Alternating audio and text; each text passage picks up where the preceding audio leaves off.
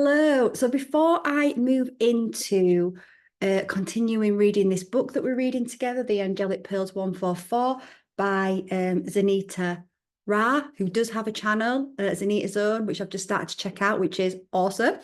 So before I do start getting into that, I just wanted to acknowledge yesterday because so many blessings and miracles poured into my life yesterday that were totally unexpected. And as I was saying my morning prayer, I wrote a prayer a little while ago, and I did actually link it to one of my videos, how I've expanded that prayer since. And as I was saying my morning prayer, I realized that within my prayer, I'm asking to be showered with blessings and miracles. And that certainly dropped in yesterday. So I wanted to share the prayer with you and where those blessings and miracles came from. This angelic soul knows who they are. I'm just so grateful. I wanted to share this prayer with you because it might be a prayer that you may resonate with, and you may want to experiment with it yourself, or it might even just help you to create your own special sacred prayer. And if you're not interested in this, I'm going to put the timestamps in the description below to when the reading starts of the chapter, so you can completely just skip ahead and move to that bit. So maybe you want to like close your eyes as I speak this prayer to you. Okay. My prayer is to connect more intimately with my true self and with my spirit team of guides and helpers that are assigned to me in this lifetime for my highest good and destined timeline of heaven on earth. I ask my higher self to go out ahead of me and prepare my day with the grace of the divine. And I give thanks for all the many blessings, healings, and insights I receive through our divine union. I ask that you guide me to heal the wounds that are blocking me from being my true, authentic self. I ask that I heal and integrate through the loving embrace and the grace of our Mother, Father, God. Mother, Father, God, show me what it feels like to be in divine union, to be harmonious on all levels of my being, to be my truest self, to feel truly worthy and in the deepest trust of my destiny, my prophecy that you have woven for me, that is unfolding in front of my feet. Show me each and every day how I can deeply connect and bring in more of me with divine grace and miracles. How I can effortlessly move from this place of divine heart and mind, so that I may walk with you, rooting sacredness and light everywhere I go. With every breath that I take, every word I speak, with every action I make. Fill and activate my knowings with truth and transmute any beliefs with your grace that are not in alignment with divine truth. Take my hand, my heart, my soul, and lead me through your beauty. Shower me with abundance and miracles and blessings and all the resources I need and desire, so that I may light up this path for others to follow with the full support of the universe. Bless all my brothers and sisters that walk this path of light, and surround all my brothers and sisters that are in the dark with your light, so that when they are ready to open their true eyes, they are already held. Bless my family and friends with wealth of being. I am grateful for the honor of being a vessel to bring your light through to all of my clients, so that they may reconnect back to their true soul selves and transmute all that is not them, and walk this path of heaven on earth with me and with ease and knowing in their hearts. Thank you, thank you, thank you. So I just wanted to share that because I really feel like those words just dropped in yesterday in terms of I was showered with blessings and gifts. It was such a beautiful day. So I wanted to share that because I just think it's just as such a nice way to start our day. And, you know, I think, like I said on one of my other videos, I'd started sort of experimenting with sacred prayer. And I realized that much of my hypnotic meditations that I bring through do have sacred prayers within them. And they are very powerful. You know, our guides are around us, our soul, our higher self, and we are being listened to, and we are being guided as we connect deeper to ourselves. So I'm just going to stop sharing that. And we are going to move on to reading the book. So where did we get to? I read the Golden Bowl. Hold on.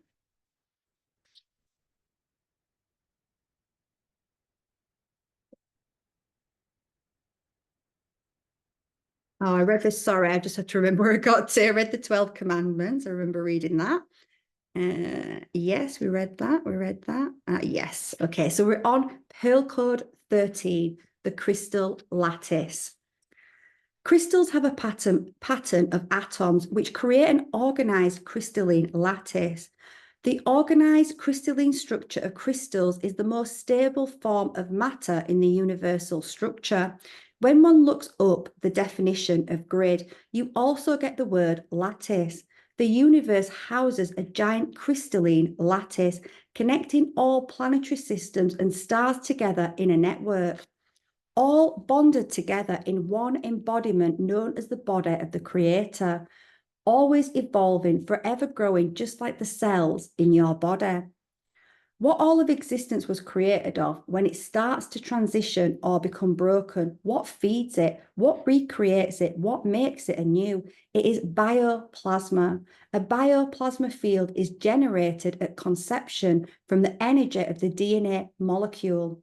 It then forms a template for the developing organism to form.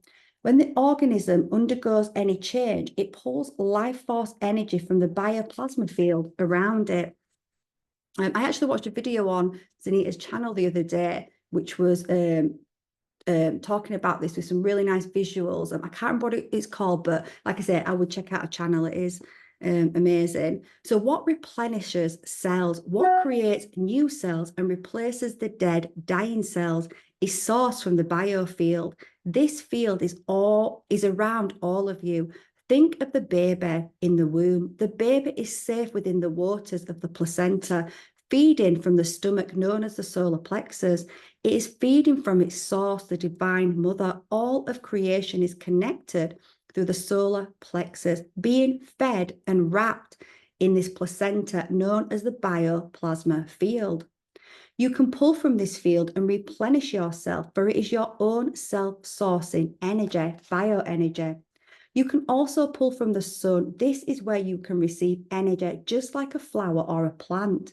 You have crystals laced all around you. Everything houses a crystalline lattice, for everything is birthed from bioplasma. This lattice, this network within the universe, connects everything like a slinky webbing, compressing and decompressing, slowly blowing the air needed to the embers in the flame.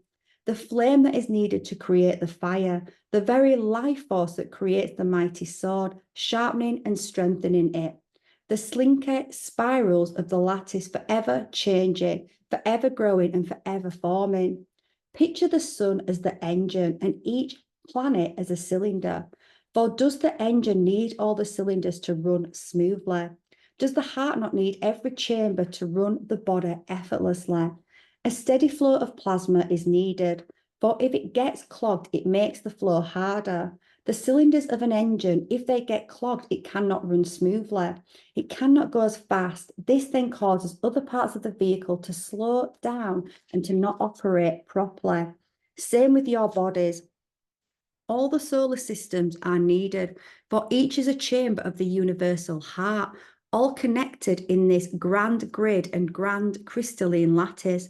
This is why when there is damage done to a planet, it affects them all, for all are connected. If there becomes a clog in the chamber of your heart, it affects all of your body. Think of the plaque of the heart chamber like the shadows in the universal structure. What happens to your body when you are not in the vibration of love, What happens to your body when you hold fear, anxiety, sadness, or anger? It becomes clogged, a clogged drain filled with that goo, the plaque, transferred from generation to generation. This creates miasma, which is an inorganic coding in the DNA. Miasma causes diseases through energetic blocks created by negative vibrational behaviors and thought patterns. These codes can be formed in any of the energetic bodies of a human and slowly trickle into the physical body where it is recorded within the cells. Some are planted after a traumatic event where the emotions are not properly felt, not allowing them to flow through the bodies and causing the emotions to become stuck. This is where one becomes stuck in a victim state of mind.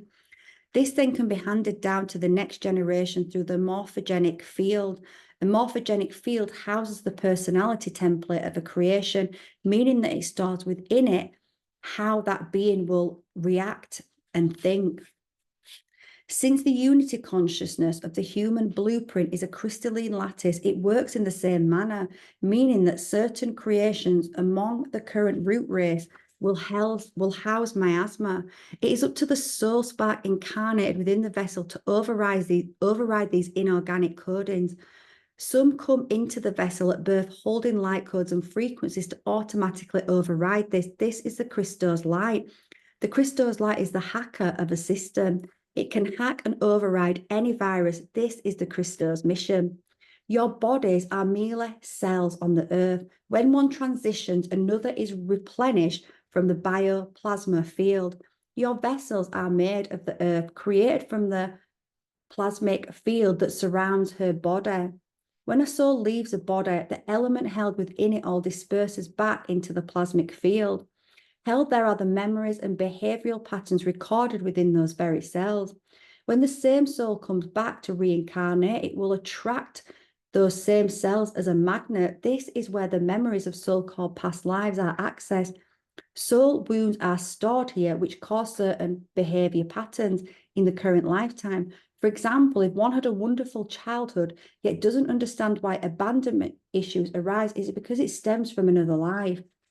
Yeah, exactly. When I do my work with my clients, we are healing and we are allowing the body, by using the light, by using the divine love, to actually transmute and allow those emotions to flow, and also to heal emotions and thought patterns and negatively implanted overlays, or I call them negatively implanted AI structures, false screens. We are really dissolving them, transmuting them, and they come from this life and past lives. And it's also, as this book says, generational, generational trauma and patterns being passed down, through the lineage, through the bloodline. As we come in as souls, we are picking that up. So not only are we kind of creating individual trauma from the experiences we're having, we're also picking up the ancestral trauma as well, and past lives, so things that we've not healed in this life. So it can be hard for us sometimes, as it says, to understand why we're experiencing what we experience when we look back at our lives and think that how can that have come from this life? But also what I would add as well is, there is a program out there about trauma, about seeing trauma in a certain way, that trauma is only attached to like being in a war or something really horrific happening within the family.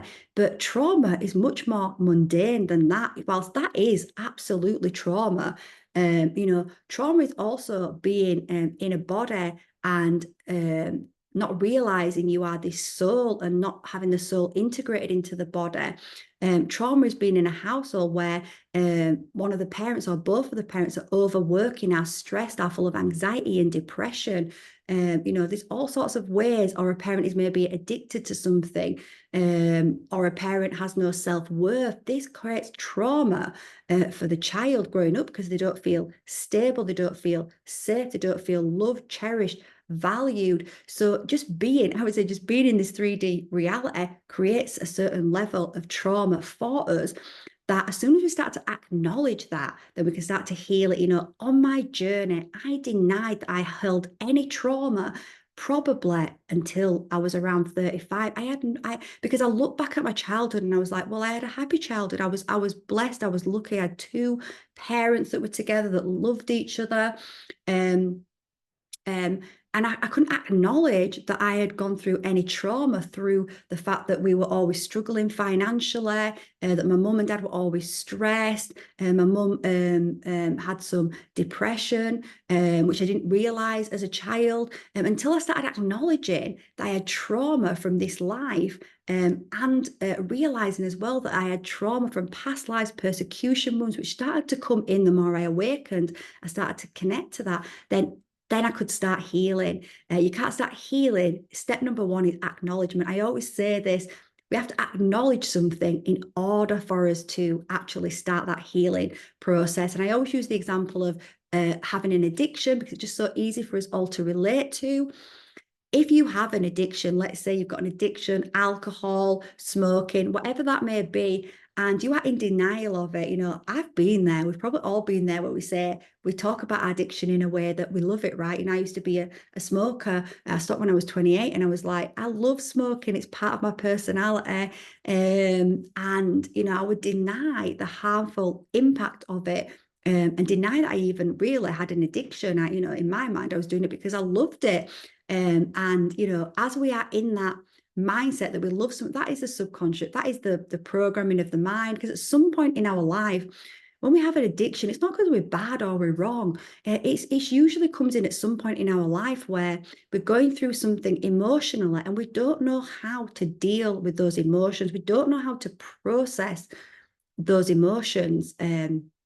So we kind of do an unconscious agreement with a part of us where we will allow ourselves to, maybe we start drinking more, maybe we start smoking more, and it allows us to numb out, distract ourselves from those emotions for a time. Eventually, that will stop working. But once you acknowledge to yourself that you've got something like that, then the healing can start. You don't have to know how you're going to heal it.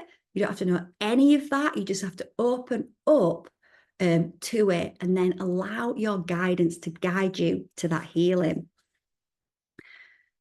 So during the planetary ascension, any unhealed wounds will surface, triggers will ignite. Yeah, I'm sure we're all experiencing this right now where, like I said, I've been in this healing journey for a long time. I've done a lot of healing, and I've definitely noticed in the last month or so that deeper layers of doubt, of fear, of unworthiness have been coming up into my field. And I know it's because I'm integrating more light, and the more light we integrate, the more those shadows are going to come up to be healed, integrated, and transmuted. So we can feel that, and we can feel like we're going backwards, but we are not going backwards. It's actually helping us to bring in more light and actually propel even more accelerated onto our path. So during the planetary ascension, any unhealed wounds will surface, triggers will ignite, hence why taking time in stillness is key in this lifetime, diving deep within the very depths of your soul to discover if any clearing is needed, making sure no anchors of emotions are going to hold you down when the gateways open. Since miasma is stored in those cells, when one is accessing these records, they must decipher what is organic and what is not. Accessing other lifetimes can be tricky if one is not fully balanced within all of their own biofield. If one is fully balanced, then they will only pull into their current field memories recorded that are organic and not of the miasma vibration. This goes for having others put you in a trance-like state to assist in accessing your own records. When one goes into a trance state, they are not fully anchored to the earth plane, meaning their consciousness is elsewhere. If the one assisting them is fully balanced and holds no miasma, then they can assist one in accessing organic records. However, if the one assisting is not fully balanced, then they will only attract records that is in a vibrational match to them and not to the one who is in a trance state. Same goes for receiving energy healing from another. If the one performing the energy healing does not have a heart as light as a feather and is unbalanced in any of their energetic bodies, it will do you no good, for they will simply pour into your energy field what is stored within the cells. They then too will pull into their energetic field what is recorded in yourself. A healer that is pure and fully aligned automatically transmutes unbalanced energy in another, meaning they have no need to disperse any energy from them after a healing session because their role is to transmute it. Source energy is pure and the love vibration. So yes, exactly. The love vibration. We all know in our own lives when we experience that feeling of unconditional love. There is times in our life when we'll experience that feeling of unconditional love. Maybe it comes from the meeting of a soulmate. Maybe it comes from looking into our animals' eyes or our children's eyes, where we just feel that unconditional love. And that unconditional love, when we are in that energy, we know that it melts all of our doubts, all of our fears. It's a healing force. It heals us. Love does heal us. It's simple. It's so simple. It's so beautiful. But I recognize, this journey I've been on as humans, we are programmed with so much. And as we say, so much is coming in that we're coming in with. So whilst it is simple, it's not always easy. And it is a journey of, we have to dedicate ourselves. We have to devote ourselves to ourselves. And that's not about being selfish. It's not selfish when you devote yourself to yourself. It's selfless, because however, just as this book is saying, right, just as this transmission is saying, our energy, it does impact other people in our environment. So the more that we are in alignment with our soul-like energy, the more that we are in alignment with our divinity, then that is rippling out of us, and it is positively impacting everyone around us. Now, if we are not doing that work because we feel like it's selfish and we've got to put everybody else's needs above our own needs, and then we're in anxiety, we're in stress, we're in depression, but we're not giving ourselves the space and the time to heal. As this book says about being in stillness, I have been single for over 20 years, and that can seem astounding to certain people. But I understand that that was a soul choice of mine, so that I could go on a really deep journey with my soul and become really intimate with my soul, so that I could, because that is my mission then, to help other people to reconnect back to their own soul light and do that healing, the healing that I had to go through in my body as well. And I spent a lot of time in isolation. I spent a lot of time on my own. And to be honest with you, I love that time. I have loved that time because it has allowed me to really go deep on myself, to really go inside, spend a lot of time in my inner world, healing myself, and also connecting to the divine through different methods, right? One way that I love, that's been something on my journey that's really helped me to connect to my own intuition, to connect to my guides, to connect to the message of the universe, is actually by using tarot cards and oracle cards. And whilst you don't need anything to connect, right, you are the connector. It is fun, and it is and it's beautiful to use these kind of tools because they are often filled with so much light. And when I look at cards, the imagery, the symbology, it really triggers deeply held knowings within my body, and I get messages and I get synchronicities and signs, and it really triggers a lot. So I love working with cards, but I actually created my relationship with oracle cards, with the tarot, whilst I was in solitude, whilst I was really spending a lot of time on my own. It's one way that helped me to connect to my feelings, to myself, and it gave me encouragement and it gave me inspiration. So yeah, so we do need to give ourselves permission. It's not selfish, it's selfless, to fill up our own cup. Then we can help we can help other people to connect to their own light as well. So source energy is pure and is the love vibration. This is why in ancient times, the oracles and healers held daily practices of purity. They only interjected pureness into their bodies and the environment around them. They would have daily bath rituals to purify the vessels, always surrounding themselves within and without in the purest and most high of vibrations. There are some of whom are here as the conductors directly connected to the master lattice of source, bringing down their very pillar of light source codes, which filters through their Earth star and into the planetary grid lines, helping to replenish it, to heal the timelines. But what is the true meaning of time? It is a grid. A grid is formed by thousands of triangles moved around to create many geometric patterns. Philosopher's Stone. I'm just going to let you have a look at that diagram as well. All have the power to heal. Yeah. And actually, that's one thing I do say when I'm working with my clients, I am opening the doorway. I am creating a space. However, it is you that heals yourself. You are the healer. Your body and your soul work in partnership to heal. All have the power to heal. Once the Christ seed is planted and the pillar of light anchored, then one can pull source light directly into their vessel. Connecting with the pure light stream is where the legend of a philosopher's stone comes from. The Christ seed is this stone. Once it ignites, then the prima materia starts to flow through your veins, sitting in one's pillar of light daily, pulling into thyself. This raining white light is what heals the body and keeps it youthful. So it just says here about this alchemical symbol of the philosopher's stone. Small circle represents the biofield emitted from one's heart. That's the circle.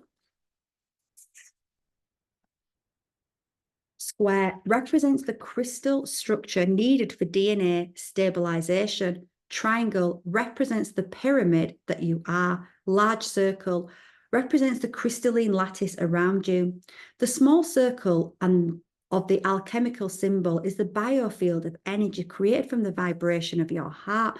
The square is that of a crystalline structure of sodium chloride. Sodium chloride, salt, is highly important for human DNA. This helps your body to be the saltwater battery for conducting source light into the Earth's grid. This takes us into the next shape and the triangle. Simply a representation of the pyramidal structure, the tetrahedron of all of creation hold. The outer circle is then the bio-lattice created once the pillar of light surrounds you. This is the creation of the pearl that you all are. Yeah, and I noticed that with the salt as well, that I used to actually hate salt and didn't like salt on anything, but I realized it's because it was table salt and all the goodness is stripped out of table salt. And sort of years and years ago, I actually then started getting, unrefined Celtic sea salt or Himalayan salt, and my body loves it, and I can really feel how much my body loves it and needs it as well. In ancient Egypt, the offering seen in hieroglyphs of a smaller triangle inside a larger one represent monatomic white powder. This is the sodium chloride needed to stabilize DNA. The white powder from an Andara stone is diamond light from the central sun materials. That's the second time I've heard about this stone, the Andara stone. It came into my consciousness when one of my friends was having an Akashic Records reading, and she was spoken about the Andara stone. So I'm going to actually look at purchasing one of them. Andara stone is diamond light from the central sun materialized, while crystals alone are a materialized form of the planetary neurotransmitters. When one holds an Andara stone, they can immediately feel a vibration in their body. This is because the monatomic white powder holds the diamond codes needed to upgrade one's DNA. Once the fall in vibration started in ancient times of Egypt, they needed a way to reach these higher aspects of themselves. This is when Ormus, a shrew bread, was injected into the vessel, which temporarily raised the vibrational field of the body. I'm just going to show that temple there. Crystal skulls. Crystals of Earth are all directly connected to the planetary mind as well as the universal mind. Quartz crystals are the main recorders for Earth. Each planetary body has its own crystal skull. Once upon a time, ambassadors would unite from each planet with their crystal skull to transfer information.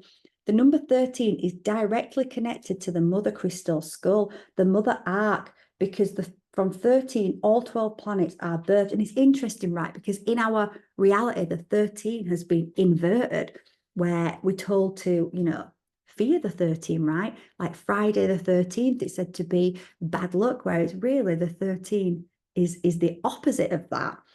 The 13th skull of a solar system is the mother skull. Each planet has 13 skulls, with the 13 being the mother skull. Then it's the mother, right? It's the mother's number that has been hidden from society or oppressed from society.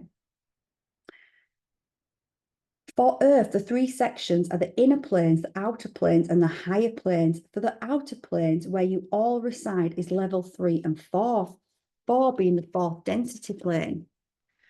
Quartz crystals are all connected upon the quartz's very own unity consciousness grid. These crystals are like the neurotransmitters in your brain because messages travel through them. Across timelines and planes, one can connect with these crystals to retrieve the code stored within. Once one has merged and aligned with all 12 aspects of themselves, they can then access their very own crystal skull. While one is incarnated, their zany body is placed in what is called sleep stasis. This is a plasma-like body housing the solar pearl DNA. When the body is placed in stasis, the brain dematerializes into a liquid crystalline form and then form a crystal skull. Within this skull houses all memory of one's organic blueprint. It also is recording information directly from the soul's incarnations among the lower earthly planes of existence. Souls here to assist for the negative grid reversal all have bodies in stasis from the organic timelines of the Andromeda galaxy. You have merged through the pearler gates of the local sun to incarnate within those lower planes. Just as the human brain has 12 cranial nerves controlling specific functions of the body, so does your crystal skull. The 12 segments of your crystal skull are each linked to the 12 segments of your Christ self. Once you are fully aligned with your pillar of light, you start to be directly connected to your crystal skull. The crystal skull stream of light flows into your mortal mind. This is where those knowing moments start to become very frequent. Randomly throughout your day, information will start streaming into your consciousness. Subjects you once never knew of or were interested in suddenly pique your interest. Your eating habits shift. Those who once were outgoing now become hermits. Definitely experience that. This is when the seekers along their spiritual path go into their very own cave, a connection to the turtle going into the shell. In ancient times, the turtle was seen as a representation of the Divine Mother Ark. On a turtle's back, you can count the 13 moons and 28 days, which count for a true year cycle upon your planet. A true year is 13 moon cycles, each housing 28 days, totaling 364 days. So we can see the inversion there as well in our calendar and in our days. The number connected to the original bioplasma lattice, the Divine Mother. The planetary 5-point Merkabah field peaks with magnetic energy during the dates located on the illustration below. Every 8 years, Venus passes in between the local sun and Earth 5 times, where Venus orbits the local sun 13 times. Here houses the sacred numbers of 5, 8, and 13, also the 6th, 7th, and 8th number in the Fibonacci code. The final anchoring of the gateway and template will be on the date of August the 13th, 2023.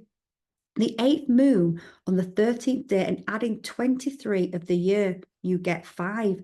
This will be during a major alignment of the Mother Gateway, 13 connecting to Sirius as well as Venus. You will notice major energetic shifts in frequency upon your planet as well as individual mid-July of 2022 towards August 26, 2020. And I think, yeah, absolutely. Just thinking back to 2022, there was major shifts that started to happen and still continues to be major shifts happening. Okay, so, right, so I'm just going to show you this diagram as well. You are all a crystalline lattice with wings of tiny crystalline atoms, plasma moving, flowing, and feeding into thy soul, feeding from thy light vehicle, moving down and coming up, creating movement, creating fire, creating heat. For you are part of the mighty fireball of existence. You are one with a network of fast-moving energy. The ways to travel through the network are along energetic highways. On Earth, you can travel in ways of road, air, or water. Each mean of travel requires a certain vehicle. So does spirit. You need a certain vehicle to travel in each plane you desire.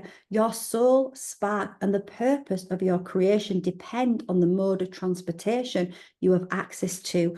On Earth, some people own a car, some a car and a boat. It is like this for a soul spark. However, those in the hierarchy of the angelic realms who are of a group consciousness have a different mode of transportation.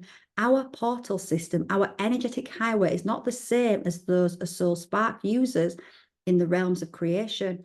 For we need no portal to travel. We simply use our consciousness to go to the destination that we seek or that we oversee in appearance of energy. When we step down, we appear like a sun because we use the local sun to materialize onto a world. When we materialize, we place on our cape, so to speak, our armor. We get this cape from the sun. Think of the sun as a cloak closet for your front door. Every house, planetary system, has a coat closet housing a coat for each season. I'm just going to take a breath. Woo. I just need to take a breath. I'm feeling a lot of energy. Think of a climate as a density. The cooler the climate is, the heavier the coat you will need. Every soul spark has their own coat closet. It is their pearl. The many ribbons of the pearl carry all the frequencies of the elixir of that soul. Each soul created with a specific purpose laced upon these ribbons. By every entry and exit point of the mighty mansion, there is a coat closet. As soul families move throughout the universe, they stop at these exits and entry points to hang up or retrieve the coat needed. The message here is to not be limited to a Merkaba shape, for this is not accurate for every soul. That's interesting. Nor does one need to read a book on how to activate it. It is always activated, dear ones. Your higher self oversees the workings of your vehicle, your coat. Do you need to give money to someone else to teach you how to pick a coat from your own closet in your own home? No, your instincts guide you to which coat is needed. So does your higher self. When your physical vessel is at rest, your soul is not driven by the mortal consciousness, meaning that your very pearl essence is guiding you. This pearl essence has the entire highway system pre-programmed. It knows where all exists and entry points are. The mortal mind does not, as it retrieves its information from its pearl essence, right? Yeah, I have to say that years ago, probably around 2016, 17, when I was, starting to awaken to a new level, I'd come across teachings about the Merkaba and meditations about the Merkaba, in that you had to use your consciousness to spin it certain ways. And at the time, I just accepted that, right? And I came to realize later, as I kept saying to God, to my divine, show me the truth at all costs. Show me the truth. I kept asking that during 2020, 2021, 20, just show me the truth at all costs. Show me the truth. And I eventually realized just what Zanita is bringing through here and teaching us here, that yeah, it's not us. We, from our consciousness human perspective, we do not direct the soul. The soul does that. And I've realized that as well in my meditations. When I meditate, when any kind of vision comes through, I do not create that vision. That comes through from my higher self, from my soul, from my guides. It's not something that I control. It happens organically. Our experiences with the divine are organic. What I realize is the human self, my part in this is to align myself with it, is to spend time in meditation, in stillness, in nature, is to look after my physical vessel, is to follow what lights me up, is to follow my guidance, to have courage, to be devoted, to be determined. Even when, courage is not having fear, it's acting when you still have fear. We are spiritual warriors. So that is what I do from my human perspective. And then my soul comes in, my higher self comes in, and it does that. So I realized, I had an experience. It was in September 2023. I remember it completely because I'd been getting all these messages about dream time, and I just felt something was about to occur. And I went upstairs to bed, and I'd literally just laid down. I hadn't even started to close my eyes, and I started to feel my body shaking. And as I closed my eyes, I started to realize I could see stars. I could see myself, and I realized I could feel myself flying through the universe. And I could feel it in my body. And to be honest with you, I was a bit like, whoa, what's happening? Because like I said, I hadn't even gone into meditation. I barely closed my eyes. And, and I stayed in that experience for as long as I could. And it was a magical experience. And that really taught me as well at that point, I do not control this. I just have to make the space, the environment, and then the divine, the source, brings in the experiences that are there for our highest good. So it is so important to meditate. Meditation, I cannot, all of my clients, I'm recording meditations, and they are doing meditations every single day. Not as a habit that I am guiding them into, because I know just that laying in meditation, it creates so much growth, so much expansion, allows us to connect, allows our presence to come forward. Now, when I first started meditating, I couldn't just sit there. I couldn't just sit there or lay there. And actually, I lay mostly in meditation. I couldn't just lay there and close my eyes because too much was going on in my mind. I found it quite difficult. So I started doing guided meditations. And now with my client, and that is really helps us to start. It's just a gentler way to move into a meditation practice. It helps us to start slowing down the brain waves, to start moving our focus within, because you're concentrating on your breath, you're coming into awareness, you're concentrating on my words, and I'm guiding you inwards. Now, what I do in those meditations is I start increasing. So what I do with my clients to build them up to meditating in silence, in stillness on their own, is I build in periods of silence where we're leading and we're going deeper and deeper, and then it is pure silence, and they are just with themselves, they are just with their own soul and guide. And actually, as we start to go into that, we start to realize it feels so good to be in that space, and we start to look forward to those moments in the meditation where that space starts to expand. So what I do over time is then just increase that space. And I'm going to link a meditation at the end, which is just a deep rest. And I say just, it is so amazing. It's a deep rest meditation, which is going to help to guide you into and your body into a deep state of rest. Our body needs to be in those deep states of rest so that the nervous system can start to rebalance itself and heal itself. This environment, stress has been normalized on the body, but it's not normal to live in stress. I'm not saying that, no amount of stress, but the amount of stress that we have been living in, it's not normal, and it breaks down the body's ability to function in its optimal health, and it stops us from connecting to our true self. So this deep meditation, if done consistently, will start to bring you more into balance. It is a tool that you can use. So I'll link it at the end. So this is your Vana, the spiritual vehicle of your pearl essence. Each soul houses its own geometric blueprint and Vana. On earth, when one travels on roller skates, interestingly, I just bought some roller skates back in March, because I used to love rollerbooting when I was a child, and I just wanted to really embrace my inner child by going back to that. And I have to tell you, it's a lot harder than I remembered as a child. Right now, cannot go downhill, cannot stop. This is how your Vana, so on earth, when one travels on roller skates and one in a jet, can the jet not go further and faster? This is how your Vana works. Some have a jet, some only have access to roller skates until they graduate to the next level. As the soul evolves in consciousness, it gains wisdom on how to operate the next level of their Vana. With this said, every soul was created at a certain vibration, meaning they each travel at set speeds. From us, the 144, every soul spark descended from different waves. Some are us directly in form, some are from the third wave of us, and so forth. Creation is like waves in the ocean. Each soul grouping is a wave moving across the ocean of creation at their own distance and speed. Right, so that's the end of that. That's beautiful. I thought it was so beautiful.